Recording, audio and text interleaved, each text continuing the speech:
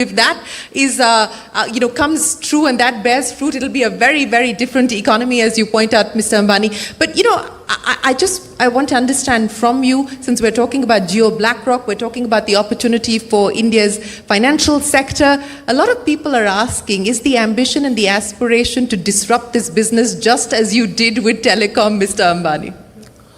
Well, our ambition and aspiration starts with, what I admire about Larry. Right? And Larry is not only, right, the result-oriented CEO of a US top global multinational, right? But I think that he has a very compassionate and passionate heart. Right? When he told me that, look, like at the end of the day, purpose of BlackRock is not to just make short-term results or not even to make returns, right, for my investors and my shareholders. Right? If I cannot put this money to work, first for the betterment of society, and as a byproduct, I give my investors and shareholders returns, then I would have done my job. And that is the Reliance philosophy too. We've always believed that our minds match. And the purpose of BlackRock, right? And I think that disruption is fashionable, but the opportunity that we see is that Indians have really been savers, right? Right from, if you look at our history, we have saved consistently over the last 5-6 decades. What has happened is that some of this saving has not been productive. If you see just the last year, right, we as India imported $60 billion worth of gold, and we imported $10 to $15 billion worth of silver. And all of this not for industrial use, but really for domestic savings in terms of, now this is unproductive.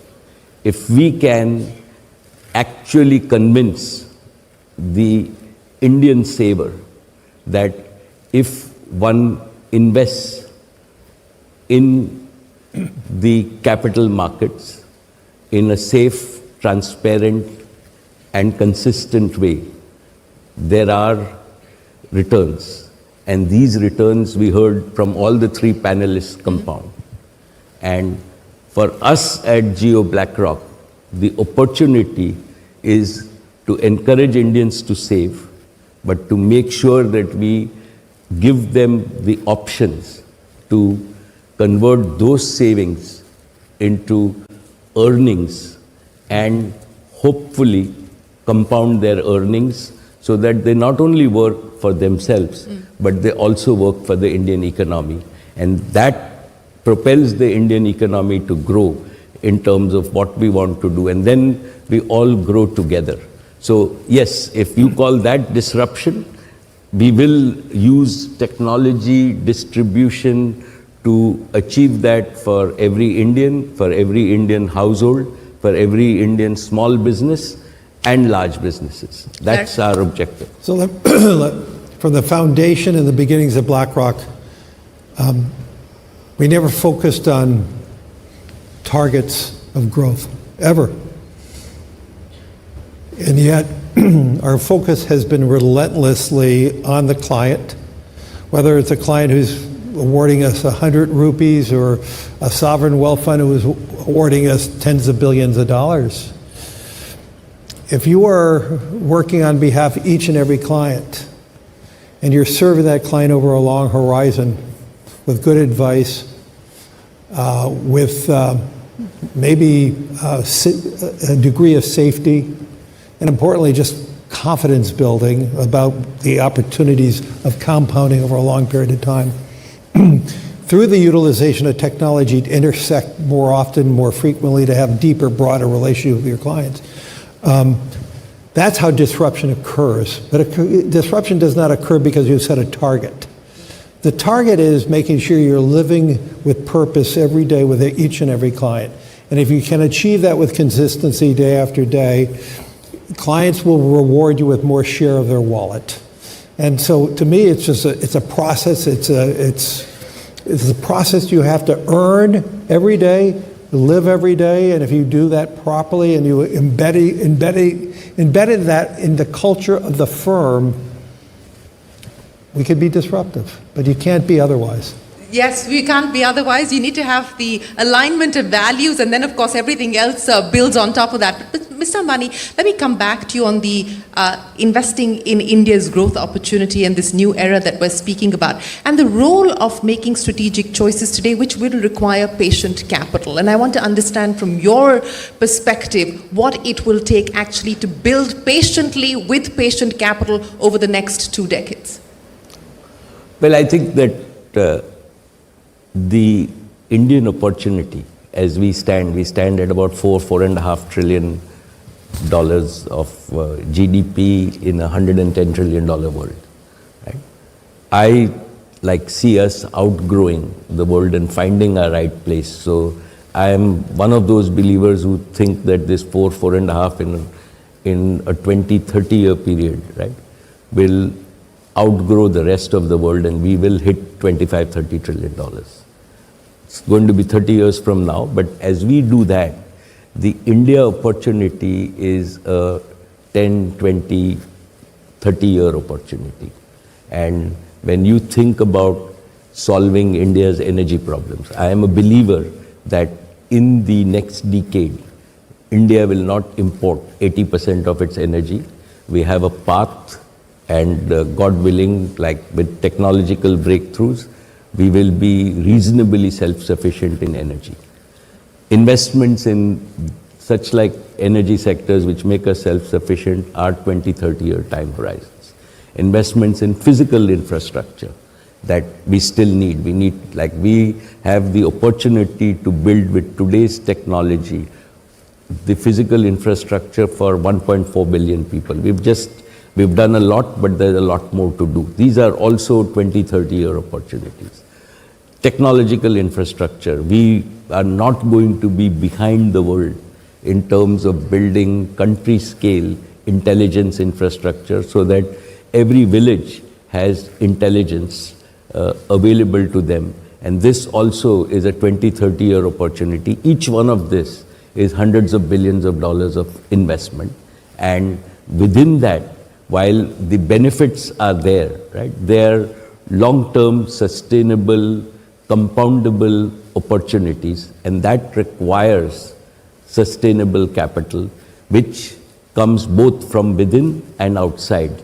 And to my mind, India is attracting, we ourselves, our own experience in most of our industries is that it is not capital which is a problem, it is opportunities and execution, right? And the ability to give an overall transparent framework to both the consumers and the investors, which is the opportunity. It's not going to be limited by patient capital. The world recognizes that India, because the world also doesn't have many such scale opportunities where they can deploy on a few projects hundreds of billions of dollars. Absolutely. The market, of course, in India presents a very compelling opportunity across different sectors, as you spoke of. But Larry Fink, let's talk about AI and the power, the potential of AI. And you're a big believer in the AI story, not just for BlackRock, but in general. You know, the stock market volatility notwithstanding, the fact that we're spending hundreds of billions of dollars in this AI infrastructure build out, and this is sort of front-loaded spending, and there's a question mark still on the revenues and the returns. How do you sum up what is happening in the world of AI today? What do you look for? What do you look at? I would first and state that I don't believe there's an AI bubble. You don't believe that? Not at all. I believe the greatest risk we have is if we don't invest and continue to invest, China will win. And I believe the need to rapidly expand the AI opportunities is necessary. That doesn't mean we're not going to have some bankruptcies. We'll have some failures. That's capitalism. You're going to have some big successes and big failures. But the opportunity that companies have in utilizing AI is going to be present in everything we do. I mean, even yesterday you had Anthropic announce a new model, which is going to be threatening for some businesses, but it's going to be an opportunity for other businesses. You mentioned Davos, and you mentioned the word cloud. There's no question AI is among the most topical conversations we're having now because it is disruptive. It's going to be disruptive for some industries, but it's going to also be very advancing. I mean, the future of AI in terms of drug discovery, in terms of humanity, is real. The use of AI for the development of new sources of power or cheaper sources of power, what can that mean in the long run for the global South? Could we have abundance in energy one day? Now that's still pretty far-fetched at this moment, but the opportunities of the acceleration of science is there. Rob Goldstein talked about, having the ability to use AI to learn everything about one subject in minutes now. And so AI is going to allow more discovery, more opportunities, and with that technology, like so many other technologies, it's going to be disruptive for some businesses and some economies. And the key for AI to be really successful in every society, we need to make sure that AI broadens economic success and it doesn't narrow economic success. We talked about that a lot in Davos the last 2 weeks, and that's going to be the real issue. Can AI be not only disruptive, but can it be expanding and broadening economic success throughout all economies? And that's going to be the big question about, how do we play that out? In the early part of AI, you're going to see countries that are huge winners and some countries that are going to be left behind. And so you have all this dynamism around how AI is going to be playing out. That is in the short run. In the long run, I think it's going to be more democratizing, but in the first few parts of AI, it's going to be more limiting. And so we look at AI as a huge opportunity. For us in navigating the $14 trillion that we manage on behalf of our clients, we have to use advanced technologies to process the business that we are already doing. And the same thing for all the other major companies. Through AI, you have better understanding of your clients, better understanding of your inventory controls. You have so many advantages by the application of AI and technology. And that is, in the long run, to be very powerful. In so many of the developed economies, we have excessive deficits. It's a conversation that was not talked about in Davos about the excessive deficits, which is a substantial problem for many of the developed economies, including the United States. Can AI increase productivity? And if so, can we increase GDP with a diminishing population? That's going to be the question that Korea is going to be asking, and Japan's going to be asking, and Italy. Can you have a growing economy? Can you have a broadening of economic success with fewer people, with the utilization of AI and robotics? I believe the answer is going to be profoundly yes. But it also means countries that have very rapid growing populations, that's going to be a bigger question. And I think India is at the nexus of it, large base population, but the one thing that I've noticed, India is more accepting of technologies than many of the developed countries. India is more accepting of related to change than most developed economies. And so because of the large scale population, AI is going to create jobs and disrupt jobs, but for those economies that are willing to accept change and rapidly deploy that change in a positive way. And I think about India, the way it rapidly transformed its economy with the digitization of the rupee. I mean, to me, that was a wonder to watch. And so to me, AI is going to be a powerful growth engine in the world, but we need to make sure it's a growth engine for more. You're absolutely right. And, to your point about India surprising on the digitization front, this was a surprising fact for me as well. The Binance CEO in Davos telling me that India is the #1 adopter of blockchain technology. And that's something that I was not aware of. But Mr. Ambani, since we're talking about AI and we're talking about technology, to Larry Fink's point, how do we leverage all of this to create shared wealth creation?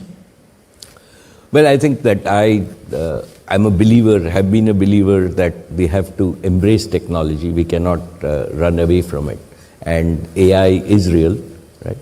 From an India point of view, it is hugely advantageous.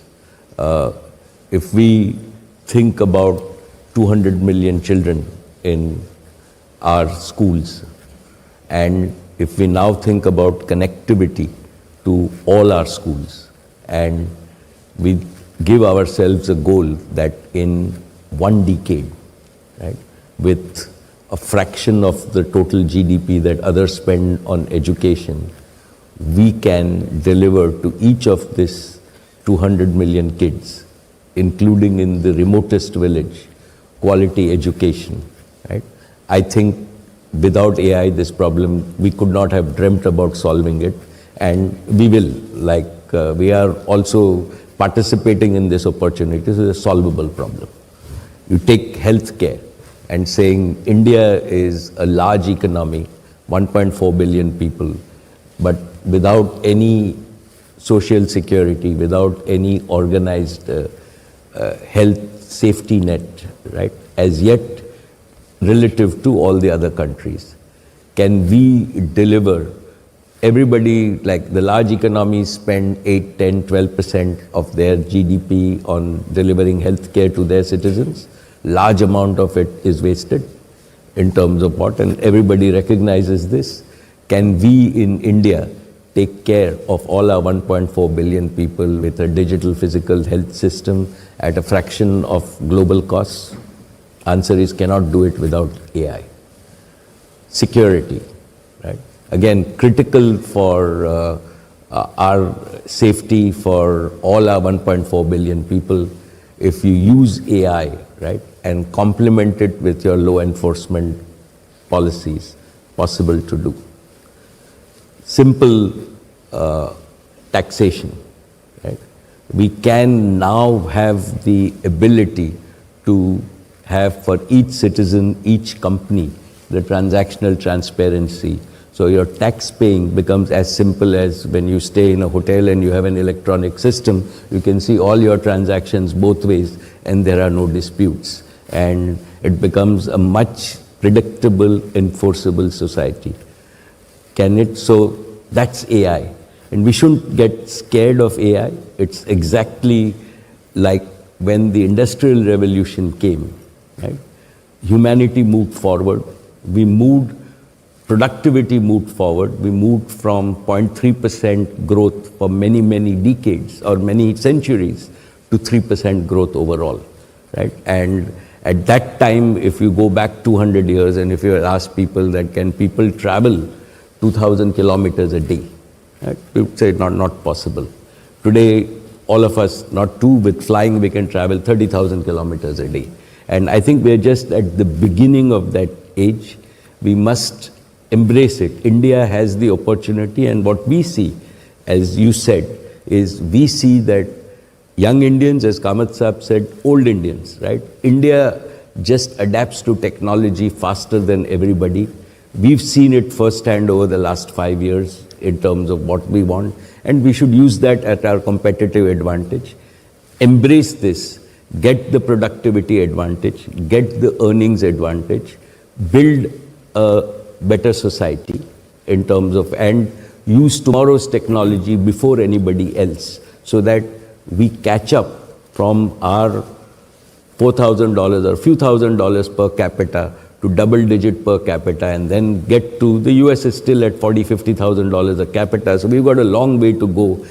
This is our part to catch up, and I think the world will allow us to catch up with them in the next 2 decades, and that's an opportunity. Like from my point of view, at Reliance, we are taking this opportunity with both hands in terms of that. It's once in tens of centuries opportunity, and we can, like, if we embrace technology, if we allow our youth to embrace that, right, then in the next 20, 30 years, we can redefine India and find our true position in the world. A multi-generational opportunity, as you put it, Mr. Ambani. But Mr. Fink, let me address the issue that you brought up and said it didn't get enough attention in Davos, and that was deficit. But what did get a lot of attention in Davos was, of course, the interest rate trajectory that the world is going to be faced with, and how you see some of these factors impacting markets globally, the investment sentiment globally as well. Where do you see interest rates headed? Do you believe that we're likely to see more cuts coming in? And what will be some of the other crucial risks that investors need to watch for? Well, all those questions are for the short term, so let me answer some short-term questions. Look at the markets. The markets are honest. I mean, any single day the markets may miscalculate something, but over time markets is a great mirror of what's really going on.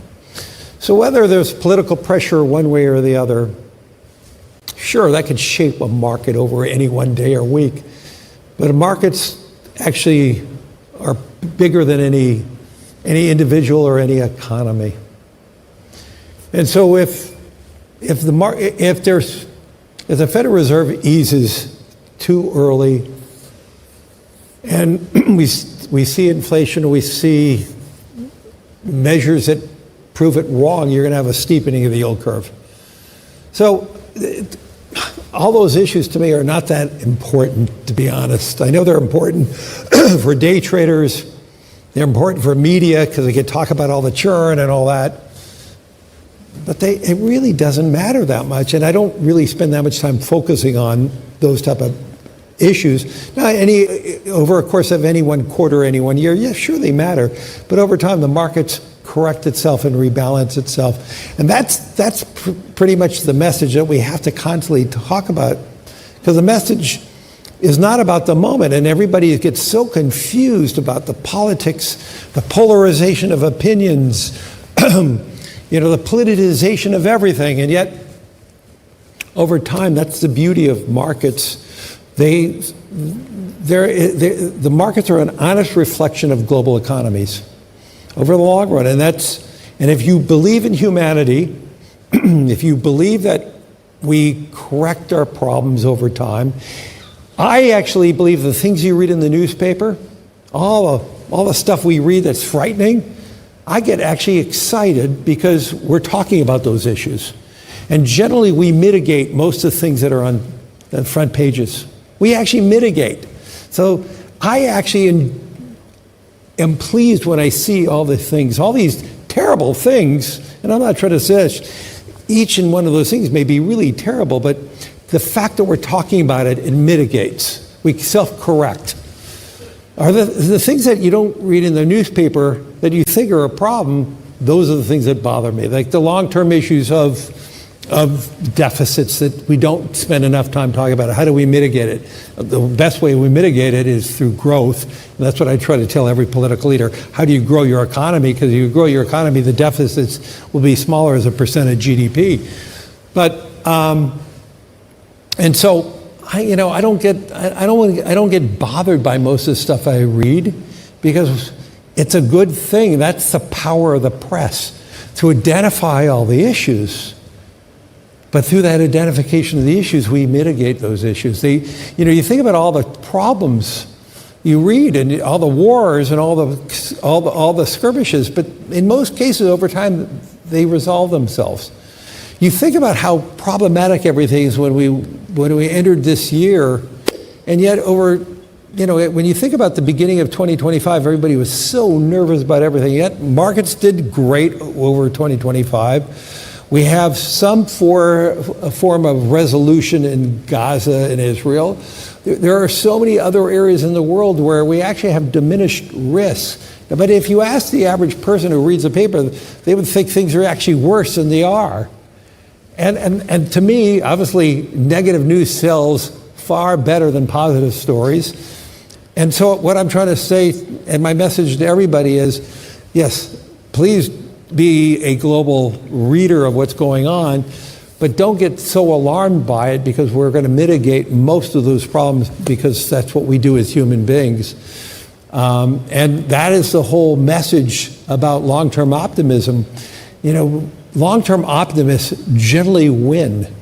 Elon Musk said in Davos, it's better to be an optimist ending wrong than being a pessimist who's right.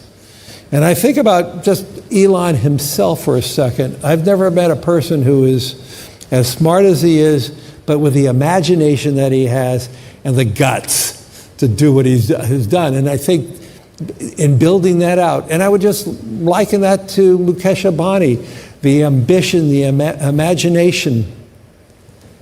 And those are the key things in growth and opportunity. And to me, this is what we all want to be a part of. We want to invest with the people who have ambition, who have the guts to do things that break the mold, that changes society, but they change society because of imagination and guts. And to me, that's the beauty of being a long-term investor. Absolutely. So being an optimist and getting it wrong versus a pessimist and getting it right, in Elon Musk's words, is more important, and you agree with him. But Mr. Ambani, you were talking about the startup ecosystem, and I want to understand from you, both of you spoke about changing the mindset from savings to investing, and both of you are focused on generating growth. What is the message to the young Indian saver today? What would both of you tell the young Indian saver? And let me start by asking you, Mr. Ambani. Well, Shireen, I think that to my mind, the India opportunity, right, is genuinely a new era. It's now, we can see it visibly over the next 2 or 3 decades in terms of, and all of us agree that growth, and we take growth for granted, but let me tell you, all over the world, people would die for 10% year-on-year growth, right? And we are growing on a large base, and we will sustain that. So for any young Indian, right, this growth is going to be converted to growth into his or her income, right? And so you would have income growth. We've got to continue our savings mindset. We still want to be conservative. We don't want to inherit too many deficit problems. We are still okay. So as long as we save, and if we make that mental mindset in terms of saying we will go and invest our savings to grow with India back into productive uses, to have these productive uses, Jio, BlackRock, and the whole financial community. Today, to my mind, while we all talked about 1 minute, I still think that from my perception, right, access to investments and productive compoundable investments is complex, it's not affordable, and it's not available to all. And that is what every young Indian should demand for. And it's our job in industry to do exactly what we did with Jio, that it should be available to all. And then people will benefit from the power of compounding. I think that we talked about compounding, but money in a bank account lying in simple interest is not compounding. Right? Money in stock market is compounding, and India has an efficient market. We have now regulated it well, and if we can channelize this money to grow for every Indian along with them, right? That is the opportunity that we have, where hundreds of millions of Indians, right, become owners of wealth and don't only observe wealth creation. And I think that India is well equipped. The institutional mechanism as well as the corporate mechanism is aligned with that very fact that we are here utilizing all the technologies to enable this for Indians is there. And within this framework, right, there are still many, many unsolved problems, and even after 3 decades, there will be many unsolved problems. So the opportunity for startups, think in a big macro piece, right? It's a $110 trillion world, 4.5 trillion India, right? The $110 trillion world with AI productivity will go up to a $300 trillion world in 3 decades, right? India has the opportunity to take its share. So there is like 35 trillion. We have 30 trillion of new value, right? That has to be created, and that means there is 30 trillion of new market value.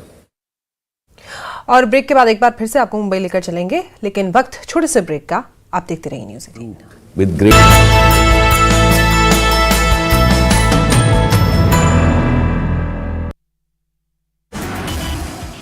Udhampur में सुरक्षा बलों ने उड़ाई आतंकियों की गुफा, कई आतंकियों के छिपे होने की खबर, पूरे इलाके में अलर्ट। पीर पंचाल के मुद्दे पर विधानसभा में हुआ जोरदार हंगामा, बीजेपी और एनसी के बीच तीखी बहस, सदन में लगे पीर पंचाल जिंदाबाद के नारे। भारत पाक सीमा से पकड़ा गया एक संदिग्ध, आरएसपुरा सेक्टर से बीएसएफ ने हिरासत में लिया, सोहेल के रूप में हुई संदिग्ध की पहचान। कठुआ के हीरानगर में दिखे 3 संदिग्ध, स्थानीय महिला ने पुलिस को दी जानकारी, पहाड़ों की तरफ जा रहे थे संदिग्ध। उधमपुर में सुरक्षा बलों और आतंकियों के बीच मुठभेड़, कुछ आतंकियों के छिपे होने की खबर, इलाके में हाई अलर्ट। केंद्रीय गृह मंत्री अमित शाह के दौरे से पहले जम्मू कश्मीर में बढ़ाई गई सुरक्षा, 5 से 7 फरवरी तक जम्मू कश्मीर के दौरे पर रहेंगे शाह।